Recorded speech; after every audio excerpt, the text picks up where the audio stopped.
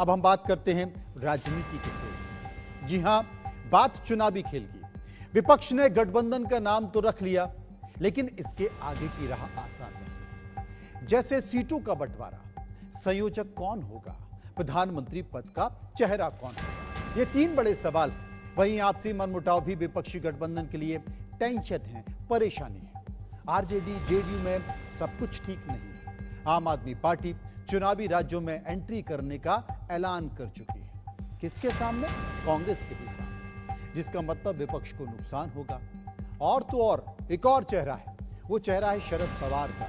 शरद पवार अब तक समझ से परे हैं।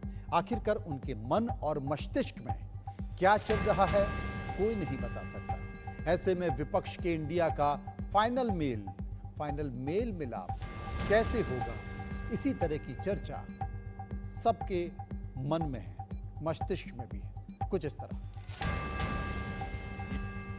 ये मीटिंग का एक बड़ा मैसेज पूरे देश में देने का एक संकल्प हम लोगों ने किया है।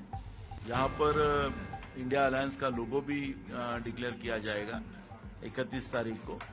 और महाराष्ट्र ऐसे एक राज्य है कि जहाँ से महात्मा गांधी जी ने भी एक तानाशाह अंग्रेज की सरकार को चले जाओ का संदेश दिया था। इंडिया की सरकार बने, इंडिया जो महागठबंधन है उसकी सरकार बने, और उसके लिए जितने भाजपा से के विचारधारा से अलग वाले विचारधारा के जो दल हैं उन सबको एक साथ लाने का प्रयास उनका है। 24 में जो स्मृति ईरानी जी वहाँ से सांसद हैं उनको हराया जाएगा, और जो कांग्रेस पार्टी की तरफ से या इंडिया अलायंस की तरफ से जो भी कैंडिडेट खड़ा किया जाएगा उसकी जीत हासिल निश्चित है। और एमपी में आपने तो जाएंगे मुंबई में, जो भी बनेगी रणनीति आप लोगों को बताएंगे। प्रधानमंत्री नरेंद्र मोदी जी पार्लियामेंट से लेकर रेड फोर्ट तक सिर्फ इस अलायंस को कोस रहे हैं। उसे समझ में आ रहा है कि किस तरीके से प्रधानमंत्री अस्वस्थ हैं जब से ये अलायंस बनकर आया है। सच्चाई ये है, 26 पार्टियां हैं, उनके जितने एमएलएज हैं, जितने एमपीज हैं, जो वोट शेयर है, वो सब मिलकर हम लोग एकजुट होकर ये लड़ाई लड़ रहे हैं। तय करेंगे कि अब आगे फाइनल किया जाए हम लोग को, सब लोग, और सब लोग मिल करके, क्योंकि 24 में चुनाव इनका कोई ठिकाना नहीं है, बिल्कुल ये व्याकुल हैं।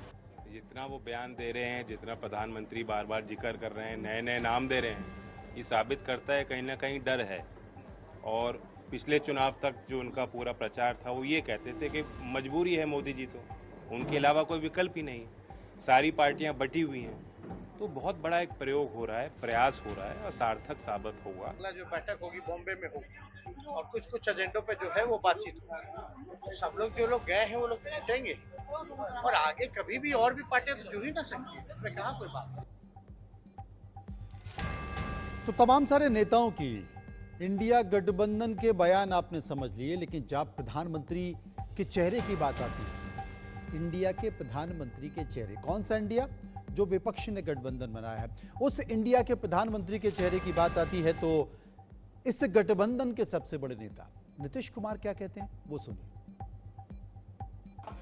हमको कुछ नहीं बनना है, हम तो आपको बराबर कह रहे हैं, वो दूसरे लोगों को बनाया जाएगा, हमारी कोई इच्छा नहीं। हम तो सबको एकजुट करना चाहते हैं और सब मिल करके करें। हमको कुछ व्यक्तिगत नहीं चाहिए, हम तो सबके हित में चाहते हैं। इसलिए ये कभी मत सोचिए कि हम लोग कुछ चाहते हैं, सब बात नहीं, हम लोग तो सबको एकजुट कर रहे हैं। कहा जाता है कि देश की सत्ता का रास्ता उत्तर प्रदेश से ही होकर निकलता है, तो उत्तर प्रदेश में समाजवादी पार्टी के नेता हैं अखिलेश यादव। वो इस गठबंधन पर क्या कहते हैं, सुनिए। सवाल मंत्रियों के आने का नहीं है, सवाल ये है कि उन मंत्रियों ने घोसी विधानसभा की जनता के लिए क्या सुविधाएं दी हैं, और अगर महंगाई है, बेरोजगारी है और क्षेत्र में विकास नहीं हुआ है, तो यहाँ की जनता ने मन बनाया है कि इन लोगों को सबक सिखाएंगे। और जो जनता का विश्वास तोड़ रहे हैं, जिस जनता ने चुन कर के भेजा, इन्होंने वोट के साथ विश्वास किया है, इस जनता ने उन्हें बड़ी उम्मीद के साथ जिता करके भेजा, इस उम्मीद के साथ कि यहाँ का विकास होगा। लेकिन ये लोग अपने स्वार्थ में, अपने व्यक्तिगत स्वार्थ में पलायन करके गए हैं। और ऐसे लोग जो पलायन करके गए हैं उनको सबक सिखाने के लिए घोसी की जनता तैयार है। असल में उत्तर प्रदेश की एक सीट पर घोसी पर उपचुनाव है और वहीं पर मौजूद थे अखिलेश यादव और वहीं पर यह बयान दिया गया है। लेकिन आरजेडी के सांसद मनोज झा ने क्या कहा है, सुनिए। किसने ये बयान दिया है? आम आदमी पार्टी की ओर से। मेरा मानना है कि चलिए, आपकी आज़ादी है, आप कुछ भी बयान दे दें, लेकिन इंडिया गठबंधन की जब नींव पड़ रही थी और जब उसका ढांचा खड़ा हो रहा था तो उसकी कुछ मर्यादाएं थी और उन मर्यादाओं पर थोड़ा विशद विश्लेषण भी हुआ था, बातचीत हुई थी। मुझको लगता है कि बयानों के इतर वो उस मर्यादा का पालन करेंगे। भारतीय राजनीति के रणनीतिकार जो प्रधानमंत्री की रणनीति से, राजनीतिक रणनीति से निकलकर नीतीश कुमार और नीतीश कुमार की राजनीतिक रणनीति से निकलकर ममता बनर्जी और उसके बाद फिर बिहार की राजनीति में खुद को देखते हुए मौजूद है, वो नाम है प्रशांत किशोर। प्रशांत किशोर नीतीश कुमार को लेकर क्या कहते हैं, उन्होंने एक चौंकाने वाला बयान दिया, उसे गौर से सुनिए।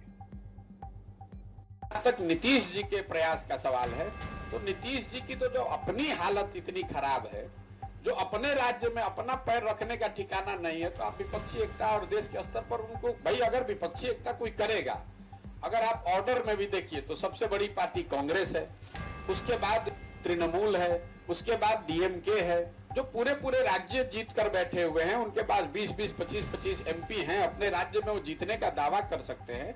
नीतीश कुमार जी के पास तो कुछ है ही नहीं।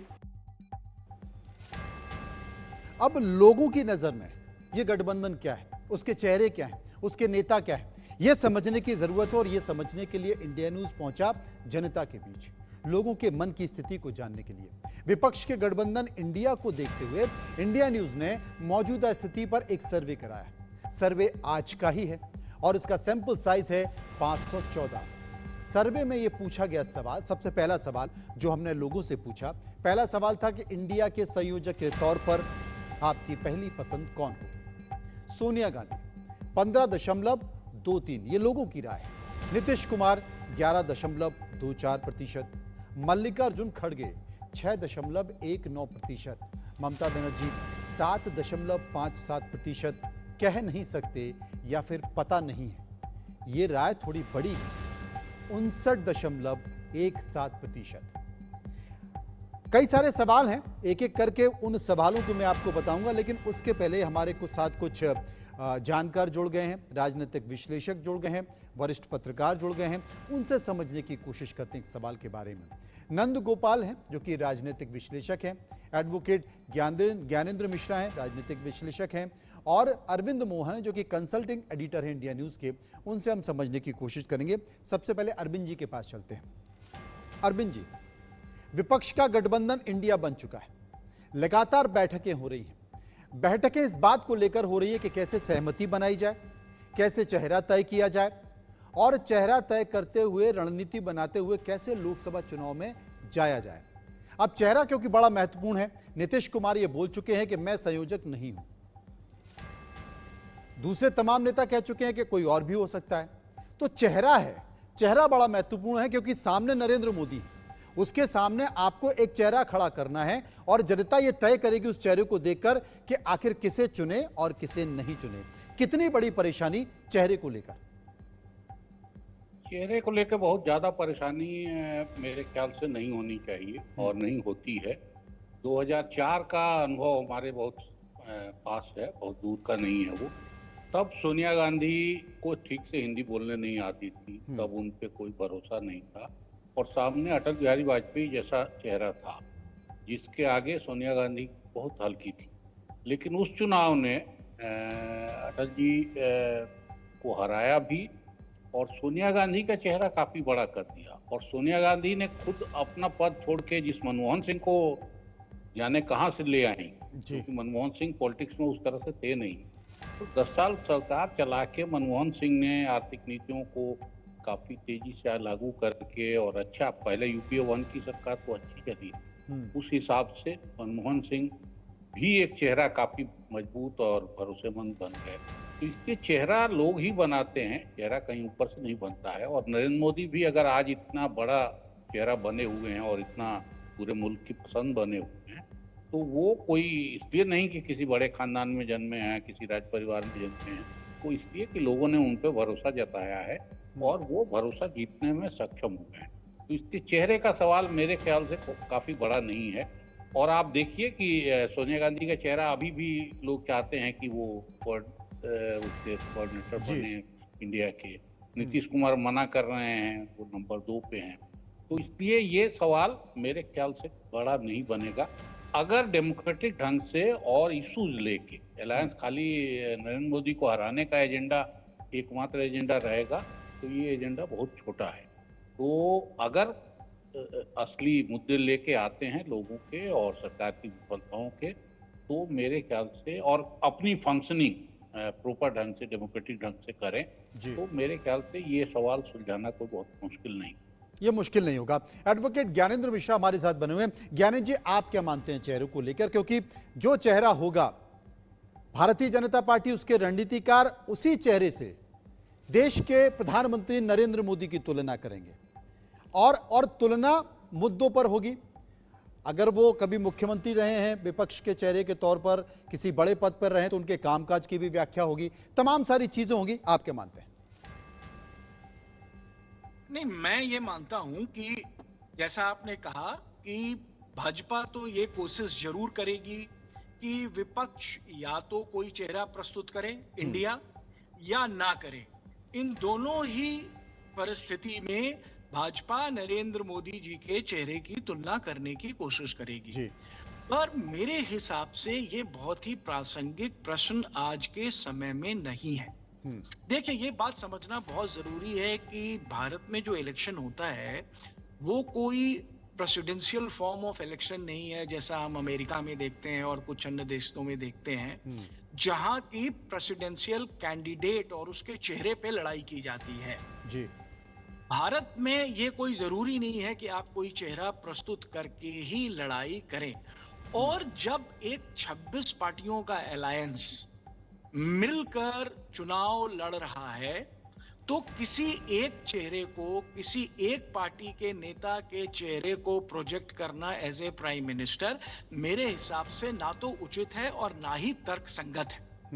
क्योंकि नेता नेचुरली वही बनेगा, प्रधानमंत्री का चेहरा वही बनेगा जो पार्टी सबसे ज्यादा सीटें लोकसभा की लेकर आती हैं।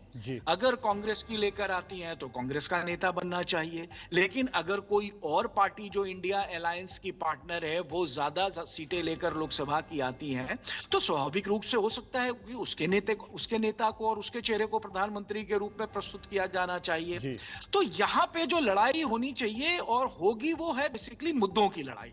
जिस तरह से भाजपा की सरकार की बहुत सारी फेलियर्स इंडिया अलायंस उजागर करने की कोशिश करेगा, चाहे वो बेरोजगारी का मुद्दा हो, चाहे वो महंगाई का मुद्दा हो, ये सारे चीजों को लेकर मुझे लगता है कि चुनावी रणनीति तैयार की जाएगी और उसमें एक चेहरे को प्रोजेक्ट करना इंडिया की तरफ से, जैसा मैंने कहा, मुझे कोई बहुत तर्कसंगत नहीं बतौर प्रधानमंत्री चेहरे को प्रोजेक्ट नहीं किया जाएगा, केवल गठबंधन के संयोजक के तौर पर रखा जाएगा, आपका साफ तौर पर यह कहना। नंदगोपाल जी, मैं आपके पास आऊंगा, लेकिन उसके पहले जो लोगों की राय है उससे जुड़े हुए 2 सवाल लोगों के सामने रखते हैं। हमने एक और सवाल पूछा, वो सवाल था कि इंडिया, जो गठबंधन इंडिया है, इंडिया की तीसरी बैठक में राज्यों वाला झगड़ा है, क्या वो खत्म हो जाएगा? हाँ कहने वाले लोगों की राय 36.01%, ना कहने वाले लोगों की राय 56.42%, कह नहीं सकते या फिर पता नहीं है 7.57%। एक और सवाल हमने पूछा, वो सवाल था कि बीएसपी के वजूद के लिए मायावती को किस मोर्चे में शामिल होना चाहिए। इंडिया गठबंधन 32.11% लोगों ने कहा, एनडीए 44.95% लोगों ने कहा, कह नहीं सकते या फिर पता नहीं है 22.94%। नंद कुमार जी मेरे साथ मौजूद हैं, उनके पास हम चलेंगे, उनसे सवाल पूछेंगे, उनसे हम जानने की कोशिश करेंगे। आपसे मेरा सवाल यही है, चेहरे की बात तो खैर साफ तौर पर निकल कर आ गई कि जो भी चेहरा होगा स्वाभाविक तौर पर वो प्रधानमंत्री पद का उम्मीदवार नहीं होगा, क्योंकि इसके बाद चेहरा संयोजक के चेहरे की नियुक्ति के तौर पर यह भी कहा जाएगा कि जब रिजल्ट आ जाएगा उसके बाद हम तय करेंगे कि प्रधानमंत्री का चेहरा कौन होगा या प्रधानमंत्री पद का उम्मीदवार कौन होगा। लेकिन जो सवाल मैंने पूछे हैं, जैसा कि अरविंद जी ने भी कहा कि सोनिया गांधी पर आज भी लोगों की राय सबसे ज्यादा है, बतौर नेता के तौर पर आज भी वो महत्वपूर्ण भूमिका और स्थान रखती हैं। इसके साथ साथ सहमति बनाने की भी कोशिश की जा रही है। लेकिन जो इंडिया गठबंधन के इर्द गिर्द तमाम सारे सवाल हैं, चाहे वो राज्यों की लड़ाई का जिक्र हो, क्योंकि हाल ही में विधानसभा चल रहे हैं, अरविंद केजरीवाल भले ही इस बैठक में मौजूद हैं, लेकिन जहां जहां वो जा रहे हैं, चाहे वो राजस्थान में हो, मध्य प्रदेश में हो, छत्तीसगढ़ में हो, वहां वो कांग्रेस के मुख्यमंत्रियों को कोस भी रहे हैं, उन सरकार के कामकाज को कोस भी रहे हैं, उनकी कार्यप्रणाली पर सवाल भी उठा रहे हैं। इसे लेकर आप क्या मानते हैं? अरविंद जी, मनोज जी, सबसे पहले तो मैं ये कहूँगा कि आपका जो सर्वे है जी वो 100% बिल्कुल सही है, क्योंकि जो पहला क्वेश्चन है जो भी संयोजकों का इंडिया जो भी ग्रुप अलायंस बना है, सोनिया गांधी जी से बड़ा कोई चेहरा आज की डेट में नहीं है कि वो कांग्रेस की एक सर्वेसर्वा है और सर्वमान्य नेता है कांग्रेस की। तो कांग्रेस की क्योंकि देश की सबसे बड़ी पार्टी है और वो उस पार्टी की नेता है, तो उनको संयोजक बनाया जाए, इसमें कोई दो राय नहीं। एक दूसरा जो जनता ने इसी में एक रिजल्ट आपको दिया है, पता नहीं का मतलब ये है कि सोनिया जी से अलग और जितने भी नेता है, जितने अलायंस है, सब बनना चाहते हैं प्रधानमंत्री का फेस, लेकिन जनता का उन सब पे भरोसा नहीं है। तो और सर्वमान्य तरीके से ये देखा जाए तो सोनिया गांधी इंडिया के संयोजक के रूप में सर्वमान्य है। दूसरी बात आपने उत्तर प्रदेश के बारे में की, तो मायावती जी के पास और कोई विकल्प नहीं है।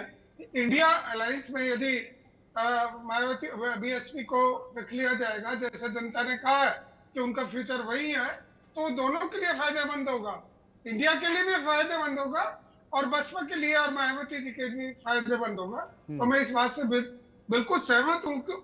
जो आपने आज ये सर्वे कराया है वो बहुत 100% बहुत सटीक है और बहुत सही है। दूसरी बात अब मैं कहना चाहूंगा चेहरे के रूप में, जैसे अरविंद जी अभी कह रहे थे कि जनता चुनती है, प्रजातंत्र है, तो जनता के बगैर तो कोई भी प्रजातंत्र में सरकार बनती ही नहीं है। लेकिन जहां तक मोदी जी के चेहरे और औरे की बात है, मोदी जी जो मुख्यमंत्री रहे गुजरात में, उसमें जो उन्होंने काम किए, चाहे वो विकास के रहे हो या और दूसरी समस्याएं रही हो, या गोधरा के समय या दंगों के समय जो उन्होंने निर्दयता से चीजों को कंट्रोल किया, तो देश में एक मैसेज गया। उसके बाद देश को लगा यूपीए सरकार के बाद कि यदि देश को कोई आगे तो बहुत मजबूती से ले जा सकते हैं तो माननीय मोदी जी है। और इवन भारतीय जनता पार्टी में आज उनके चेहरे के सामने उनके काम की वजह से उन्होंने जो विश्व पटल पे भारत की जो शख्सियत बढ़ाई है, जो भारत की इज्जत बढ़ाई है, उसके सामने जो उनसे वरिष्ठ है, भारतीय जनता पार्टी में भी जो वरिष्ठ लोग हैं, वो उनसे बड़े बोले नजर आते हैं। तो मुझे नहीं लगता कि इंडिया के लिए कोई बहुत आसान रास्ता है। मोदी जी पिछले 9 साल या 10 साल में इतना काम कर चुके हैं कि अभी 24 में मुझे नहीं लगता कि इंडिया के लोग, क्योंकि कहीं ना कहीं आपका यह मानना है कि जनता काम के तौर पर आपने जो उपस्थिति दर्ज की है, चाहे वो अंतर्राष्ट्रीय मंचों पर हो या राष्ट्रीय मंचों पर हो, उस उपस्थिति को ध्यान में रखते हुए वोट करती है। अरविंद जी मेरे साथ मौजूद हैं, अरविंद जी मेरे पास मौजूद हैं, मैं उनके पास चलूंगा। अरविंद जी, एक चीज मैं जानना आपसे चाहता हूं, क्योंकि स्वाभाविक तौर पर अगर क्षेत्रीय मुद्दे हैं या विधानसभा चुनाव है तो उनके मुद्दे अलग होते हैं, और जब लोकसभा चुनाव होता है तो मनस्थिति जो मतदाता की है वो बदल जाती है। हमने 2018 में मध्य प्रदेश, छत्तीसगढ़, राजस्थान के विधानसभा चुनाव देखे, तीनों ही राज्यों में कांग्रेस की सरकार आई, और उसके 5 महीने बाद जब लोकसभा चुनाव होते हैं तो उसके बाद कांग्रेस से सूपड़ा साफ हो जाता है। यानी कि राजस्थान में आपको कोई सीट नहीं मिलती है, मध्य प्रदेश में से 29 में आपको सिर्फ 1 सीट मिलती है, छत्तीसगढ़ में 11 में से सिर्फ आपको 2 सीट मिलती हैं। यानी कि लोगों की सोच बदल गई, लोगों के मुद्दे बदल गए और लोग ये तय करने लगे कि प्रधानमंत्री के तौर पर कौन है। ऐसे में अगर गठबंधन की सभी राजनीतिक पार्टियां मिल जाती हैं, खासकर ऐसे राज्यों में जहां पर कई पार्टियां, उत्तर प्रदेश, बिहार, जहां पर कई राजनीतिक पार्टी हैं, जहां पर विपक्षी पार्टियों का वोट बंट जाता है, ऐसे में क्या कोई उम्मीद है विपक्षी पार्टियों को कि उनको फायदा मिलेगा भले ही राष्ट्रीय मुद्दों पर चुनाव? देखिए, गठबंधन पॉलिटिक्स या स्टेट पॉलिटिक्स में कहूंगा उससे भी ज्यादा ये 90 के बाद से एक सच्चाई है और हर पार्लियामेंट में क्षेत्रीय दलों का वोट परसेंटेज और उनके सीट संख्या बढ़ती गई है। पिछला चुनाव सिर्फ अपवाद है जिसमें नरेंद्र मोदी का इमरजेंस बहुत बड़े पैमाने पे हुआ, तो उस में फिर नेशनल पार्टियों का रोल थोड़ा बढ़ा और बीजेपी की सीटें काफी बढ़ने से ये हुआ कि क्षेत्रीय दलों का नंबर कम हुआ है। वोट परसेंटेज में बहुत ज्यादा कमी नहीं आई है, सीटों में कमी आई। तो इसलिए इस चुनाव में क्या होगा ये थोड़ा एक दिलचस्पी का सब्जेक्ट है कि क्योंकि कई राज्य ऐसे हैं, अभी भी आप गिनेंगे कि नरेंद्र मोदी के इतने बड़े पर्सनालिटी के बावजूद कई राज्यों में बीजेपी का वजूद नहीं है या बीजेपी को एक भी सीट मिलने की स्थिति या एक दो सीट मिलने की मुख्य मुकाबले में बीजेपी या कांग्रेस जिनको हम अभी भी गिन रहे हैं वो नहीं है। एकदम क्षेत्रीय दलों की लड़ाई है। स्टेट लेवल की पॉलिटिक्स एकदम अलग लेवल पे चल रही है, नेशनल पॉलिटिक्स अलग लेवल पे चल रही है। लेकिन पिछले चुनाव से ये ट्रेंड नरेंद्र मोदी ने बदला है। उसके पिछले चुनाव में भी थोड़ा हल्का भी बीजेपी और एनडीए की जीत हुई थी, लेकिन पिछले चुनाव में नरेंद्र मोदी ने उस ट्रेंड को और नीचे किया है। स्टेट पॉलिटिक्स और क्षेत्रीय दलों की राजनीति नीचे हुई है। नरेंद्र मोदी और बीजेपी की पॉलिटिक्स या राष्ट्रीय दलों की पॉलिटिक्स, राष्ट्रीय नेता की पॉलिटिक्स ऊपर हुई। तो इस बार एक चुनाव में ये दिलचस्पी तो रहेगी कि क्या ये ट्रेंड पलटता है या नहीं।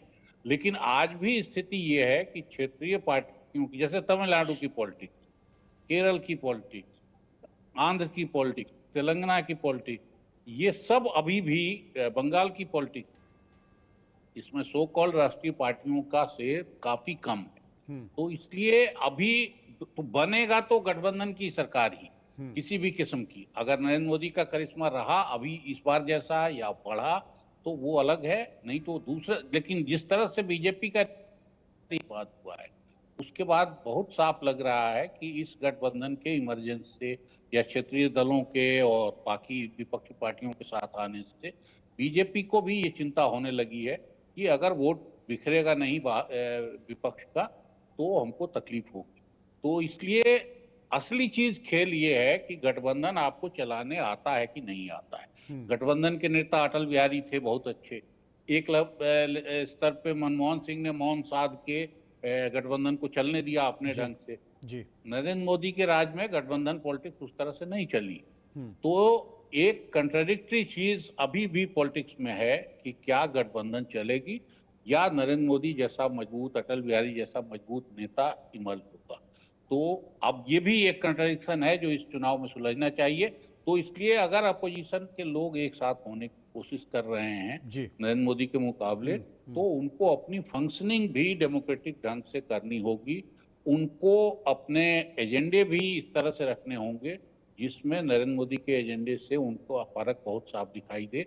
और सबसे ज्यादा उनको व्यवहार भी इस तरह का करना होगा कि हम एक गठबंधन का हिस्सा हैं तो एक दूसरे का आदर करेंगे, डेमोक्रेटिक ढंग से फैसले लेंगे। अब ये हो पाता है कि नहीं, ये तीसरी मीटिंग है। 2 मीटिंग में तो उन्होंने मेरे ख्याल से जो हम सब लोग अंदाजा लगा रहे थे उससे बेहतर परफॉर्म किया है, क्योंकि पहले तो लग रहा था कि इस किस्म की मीटिंग ही नहीं बनेगी, ऐसा कोई गठजोड़ ही नहीं बनेगा, फला पार्टियां नहीं आएंगी। लेकिन बन भी गया, नाम भी आ गया और संख्या भी बढ़ गई।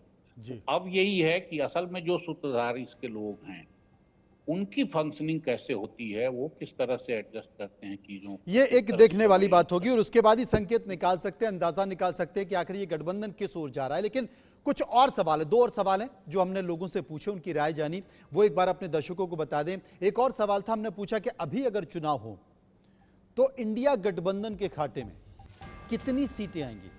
100 से कम, लोगों की राय है 44.50%, करीब 150 सीटें, लोगों की राय 16.4%, करीब 200 सीटें, लोगों की राय 9.86%, बहुमत के पार, लोगों की राय 18.12%, कह नहीं सकते 10.78%। एक और सवाल हमने पूछा कि अगर अभी चुनाव हो तो एनडीए के खाते में कितनी सीटें आएंगी। 100 के पार 15.83% लोगों की राय, 200 के पार 20.64% लोगों की राय, 300 के पार 56.42% लोगों की राय, कह नहीं सकते 7.11%, यानी कि साफ तौर पर जो हमने सर्वे कराया उस सर्वे में लोगों ने माना कि करीब 300 के पार 56.42%। नंद गोपाल जी हैं, राजनीतिक विश्लेषक हैं। नंद गोपाल जी, इस राय को लेकर आप क्या मानते हैं? बिल्कुल, जैसा आपने भी सर्वे किया है और दूसरे लोगों ने भी सर्वे किया है, वो सर्वे बिल्कुल मेल खाता है। नियर अबाउट 200 के आसपास ही इंडिया की टोटल संख्या रहेगी, उससे ज्यादा उम्मीद नहीं है। जैसा आप सर्वे में देख रहे हैं कि कोई भी बहुमत के आंकड़े से सहमत नहीं है और बिल्कुल क्लियरिटी है। ऐसा नहीं है कि लोगों ने गोलमोल को जवाब दिया है, तो जनता जानती है कि बहुमत तो इंडिया के पास नहीं होगा। लेकिन दूसरी बात मैं इसमें ये ऐड ऑन करना चाहूंगा कि जो देश के बड़े राज्य हैं, जहां ज्यादा सीटें हैं, उत्तर प्रदेश है, मध्य प्रदेश है, राजस्थान है, गुजरात है, और इवन मैं तो ये भी कहूंगा पश्चिमी बंगाल, वहां भी 50% का शेयर मोदी जी के करिश्मे से भारतीय जनता पार्टी करने जा रही है। आप देख लीजिए, सपा 3 MP 10 बसपा के हैं, वो भी किस वजह से आगे थे, लेकिन मोदी जी और योगी जी की वजह से सबसे बड़ा फैक्टर रहेगा उत्तर प्रदेश। 80 सीटें हैं, 80 सीटों को दोनों जो ये नेता हैं आज के समय में, इनका बड़ा नाम चल रहा है, इनके काम के बड़े व्याख्यान हो रहे हैं और राष्ट्रीय और अंतर्राष्ट्रीय स्तर पे। तो मेन यूपी से चुनाव बनेगा, वहां इंडिया क्या स्टैंड करती है? क्या सपा बसपा मिलके वहां कुछ कर पाएंगे? नहीं कर पाएंगे, क्योंकि मोदी जी। लेकिन यहाँ तो सपा बसपा कांग्रेस और आरएलडी के मिलने की बात हो रही है, वो बात की बात है। ज्ञानेंद्र मिश्रा हमारे साथ मौजूद हैं। ज्ञानेंद्र साहब, आप क्या मानते हैं बाकी इन दोनों सवालों को? नहीं, मेरा मानना है कि देखिए, ऑब्वियसली ये जो इलेक्शन है ये काफी दिलचस्प इलेक्शन होगा, और ये इलेक्शन पिछले 2 चुनावों से इसलिए बहुत इतर है कि इस बार पूरा विपक्ष एकजुट होकर भाजपा और उसके अलायंस के खिलाफ चुनाव पे उतरेगा। देखिए, 2 चीजें बड़ी महत्वपूर्ण हैं जो पहले आप बात कर रहे थे। एक ये कि जब राष्ट्रीय स्तर का चुनाव होता है तो जनता दूसरी तरह से सोचती है, और जो क्षेत्रीय स्तर का चुनाव होता है उसके मुद्दे और जनता की सोच थोड़ी इतर होती है। लेकिन आप एक चीज देखिएगा कि इस बार जो राष्ट्रीय स्तर का चुनाव होगा उसमें भी जो कुछ ऐसे मुद्दे हैं जो मैं पहले भी कह रहा था, जैसे जो बेरोजगारी का मुद्दा है, जो महंगाई का मुद्दा है, ये सब मुद्दे राष्ट्रीय स्तर पर भी एक बड़ा ज्वलंत मुद्दा बनकर उतरेंगे, जो कि क्षेत्रीय स्तर और राष्ट्रीय स्तर दोनों पर ही उतना ही प्रभाव रखेंगे, जनता के मन मानस पटल पे उतनी ही छाए रहेंगे जितनी वो क्षेत्रीय स्तर पे भी छाए रहते हैं। अरविंद जी मेरे साथ मौजूद हैं। अरविंद जी, जिसका जिक्र ज्ञानेंद्र जी कर रहे हैं, ज्ञानेंद्र जी जिस बात को बता रहे हैं कि बेरोजगार है, महंगाई है, और दूसरा एक और मुद्दा है भ्रष्टाचार, जिसे केंद्र सरकार ने या बीजेपी की सरकार ने बताया कि जो गठबंधन है, गठबंधन के तमाम चेहरे हैं वो भ्रष्टाचार में पूरी तरह लिप्त हैं। जो पुराना इतिहास है, गठबंधन की सरकार चली है तो किस तरीके से चली हैं, जैसे कि आपने कहा कि देश के पूर्व प्रधानमंत्री डॉक्टर मनमोहन सिंह ने मौन साध के गठबंधन की सरकार चला ली, और उसके बाद भ्रष्टाचार के कितने सारे आरोप लगे। तो ये जो तमाम मुद्दे हैं, इन मुद्दों पर लोकसभा चुनाव होने जा रहा है, साफ तौर पर है, क्या वो असर करेंगे? देखिए, मुद्दे ये महत्वपूर्ण है सबके जीवन से, लेकिन बार बार आप देखेंगे कि पिछले चुनाव में भी ये मुद्दे थे, लेकिन कहीं इनका असर दिखाई नहीं दिया। तो मोदी के करिश्मे का, उनकी पर्सनालिटी का, बीजेपी की लड़ाई के तरीके का, बीजेपी के संसाधनों का, इन सब का एक बहुत साफ रोल है, और इस रोल में अभी भी विपक्ष कहीं भी सामने दिखाई नहीं देता। इसीलिए सिर्फ नहीं है कि कोई पर्सनालिटी मोदी के बराबर नहीं, बाकी तैयारियों में भी विपक्ष कहीं दिखाई नहीं देता। तो इसलिए ये अगर शुरुआत विपक्ष कर रहा है कि इंडिया नामक गठबंधन बना लिया है और कोई अलायंस बना रहे हैं और आगे चीज़ों को ले जाने की कोशिश करेंगे, तो अभी ये चुनाव के बीच का काफ़ी वक्त है, और उसी वक्त में इनकी परीक्षा हो जानी है कि ये क्या करने वाले, क्योंकि ये लड़ाई आसान नहीं है। नरेंद्र मोदी और अमित शाह की तैयारियों से लड़ना ये बहुत आसान नहीं है। आप देखिए एक एक सीट पे म्यूनिसपैलिटी के चुनाव पे ये लोग जितनी मेहनत करते हैं, आपको उसका ठीक से अंदाजा होगा। हम सब लोग रोज देख रहे हैं, तो ये विपक्ष के नेताओं को इसका अंदाजा है कि नहीं है, और जिस किस्म का व्यवहार वो करते रहे हैं और अभी भी कर रहे हैं, ये आपने ठीक काफी सारे को दिखा है, उससे ये लगता नहीं है कि ये मुद्दे बना पाएंगे बेरोजगारी को, गरीबी को। और सरकार एक तरह से ईडी का इस्तेमाल गलत कर रही है, कई बार बहुत साफ लगता है। सीबीआई के बारे में पहले ये कहा जाता था। इन सब से विपक्ष की घेराबंदी, सरकारें गिराना, ये सब खुलेआम हो रहा है, कोई ये बहुत छुपा के नहीं हो रहा है। इसके बावजूद करप्शन के मामले में इस सरकार का रिकॉर्ड अब तक, या आम आदमी के मन में इस सरकार का रिकॉर्ड अब तक, और विपक्षी सरकारों का, विपक्षी नेताओं की पर्सनालिटी का, उसमें बहुत ज्यादा फर्क है। विपक्ष के बारे में अगर ये लोग कहते हैं कि वहाँ करप्शन है और करप्ट लोग हैं, तो ये एक किस्म की सच्चाई है कि उन पे ज्यादा चार्ज सिर्फ इसी सरकार ने लगाए हो, नहीं, ऐसा नहीं है। मैंने मायावती की चुप्पी सिर्फ इस वजह से नहीं है कि उनको कुछ बहुत ठिकाना नहीं मिल रहा है। समाजवादी पार्टी की चुप्पी एक जमाने तक इसलिए नहीं रहा करती थी कि वो कोई झूठे चार्ज थे। इन सब पे घेराबंदी होती है, पॉलिटिक्स के दांव पे चलते हैं, लेकिन असली चीज ये है कि पब्लिक परसेप्शन में इन चीजों को बदलना, एकजुट होने का संदेश देना, अपनी फंक्शनिंग से इस किस्म का देना, लोगों के अंदर 10 साल के एंटी इनकम्बेंसी होगी, निश्चित रूप से होगी, बल्कि 5 साल की भी एंटी इनकम्बेंसी पिछली बार दिखाई देने लगी थी विधानसभाओं, पार्लियामेंट में नहीं दिखाई थी। तो इस बार लोकसभा में क्या होगा फाइनल, ये भविष्यवाणी करना मुश्किल है, लेकिन ये काफी कुछ डिपेंड करेगा विपक्ष पे, विपक्ष के नेताओं पे, कि वो क्या करते हैं। क्योंकि बीजेपी क्या करने वाली है, नरेंद्र मोदी क्या करने वाले हैं, अमित शाह क्या करने वाले हैं, ये एक अंदाजा हम सब लोगों को है जो लगातार नरेंद्र मोदी की पॉलिटिक्स को देख रहे हैं, उनका इमरजेंस देख रहे हैं, उनकी ताकत बढ़ते। अभी आज के सर्वे में भी अगर 300 के ऊपर उनके बारे में भविष्यवाणी करने वाले आधे से ऊपर लोग हैं, तो ये उनकी ताकत को बताता है, और इसका अंदाजा करके ही विपक्ष एक हो रहा है।